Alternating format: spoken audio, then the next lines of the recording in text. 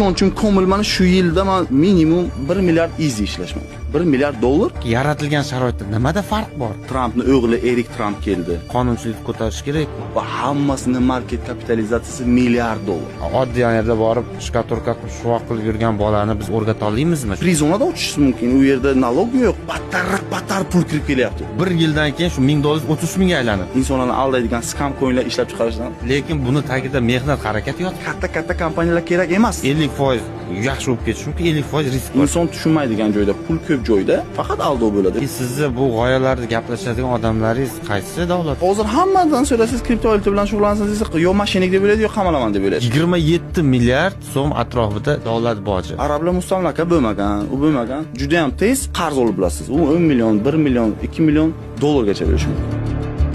Ishonchim ko'milmani shu yilda men minimum 1 milliard easy ishlashman. 1 milliard dollar